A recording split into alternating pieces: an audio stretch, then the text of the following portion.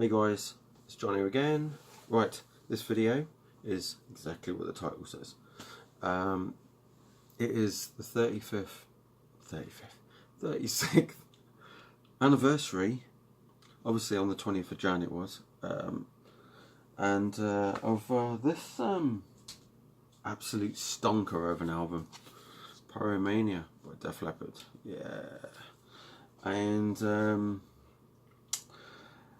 this obviously 20th of January 1983, and do you know what? I was too young. I was about 6 then, so I didn't know about this album. I was never exposed to music like this. 1983, I was probably exposed to stuff that was on Top of the Pops. What else? Maybe the odd song, John Lennon, Imagine, Duran Duran song that was being played in 83, 84 time, or Aha, or you know, stuff in the charts, in the UK charts. So yeah, wasn't really the greatest time for me with music, to be quite honest. And obviously I didn't discover Def Leppard until 87, and I had never heard of this album till about I'd heard of it, but I never actually heard it. That's the difference when you compare how people are able to just go online these days and check out any album they want. Whereas back in 87, 88 time, when I'd heard Def Leppard, I only heard their song once, which was Animal actually, and it was put on the Top of the Pops once, and that was it. Once I heard it, I had to hope that it came on the radio, because it didn't have a CD player. No, a CD player. Didn't have a cassette player then. Didn't have a record player then. So I didn't get to hear about this album, or hear this album, till at least 1991 time, because I didn't have the money to buy it, and that was the only way we could hear records then, was to go out and buy them, or listen to a mate. None of my mates at the time were into Def Leppard, so no, I didn't get to hear Pyromania till I was 15 years old, 14, 15 years old. I'd heard Hysteria when I was, obviously I'd got the album in about 1988, 89 time. That was it? No, it was about 89 time. I'd heard the stuff that had come out, because they'd released, there was more, now and then you'd hear Pour Some Sugar on Me or Animal being played, but it wasn't very rare. It wasn't like every day on the UK radio. I didn't own a radio, so I couldn't really hear it. So this, when I heard this blew me away. Same as Hysteria. This album, my life just revolved around Def Leppard at that time as well. They were my favourite band, along with Europe. Just absolutely awesome, and I became obsessed. And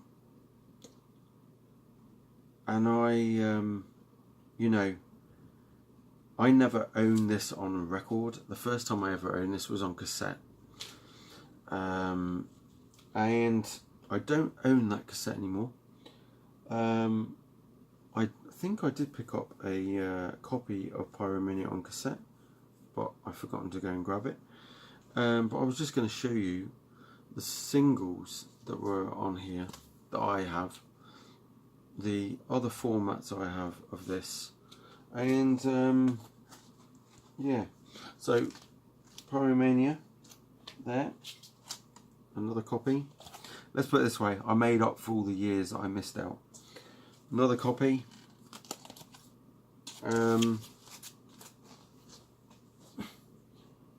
Those are actually all the same, I think. They're the VRS2s, the Vertigo ones, and they're all UK ones.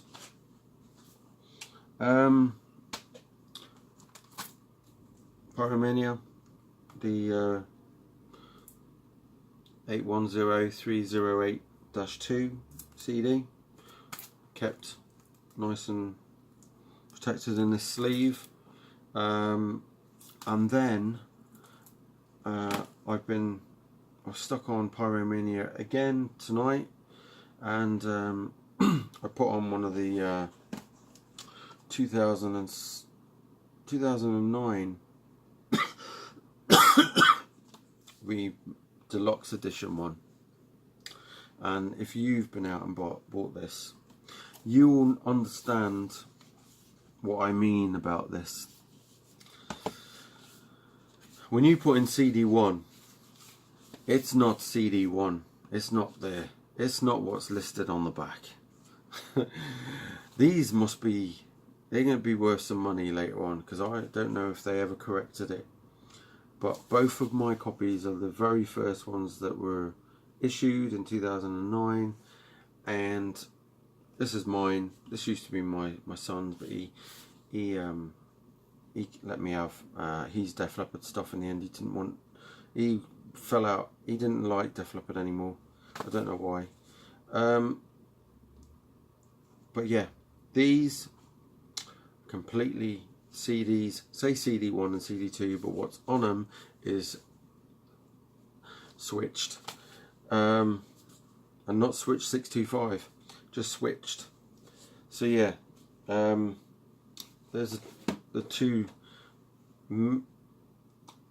complete and utter messed up CDs that were released to the public. No quality control type thing there with the old 2009 deluxe editions. Yes, this is quality, and I'm going to go through the songs. I've watched Tim Line's video, and he was comparing what he thought of Pyromania compared to Hysteria. I struggle with trying to compare which one's the best, because I love both albums so much, and obviously there's only really one bad song on here that it really annoys the hell out of me, and that's Action Not Words. Billy's Got a Gun is just like absolutely amazing. Coming Under Fire, I know Tim really isn't much of a fan of Coming Under Fire, but I actually love the way that Joe sings Coming Under Fire. I actually prefer Coming Under Fire to songs like Rock of Ages or Rock Rock Till You Drop. I'm sick and tired of Rock of Ages, to be quite honest. Rock Rock Till You Drop is a bit boring. I love the intro, but the rest of it has got boring over time, but I did love it when I first heard it. Photograph I can still live with to this day. I do love listening to that. Stage Fright is one of my favourites on here. Too Late for Love, absolutely one of the best Def Leppard songs ever, especially the Denver, Colorado recording of it from 1988. Die Hard the Hunter, yes, definitely one of the best songs on here, along with Billy's Got a Gun and Too Late for Love. Foolin' I love to bits, just slightly not as much as the other three, and yeah, that would be Pyromania for me.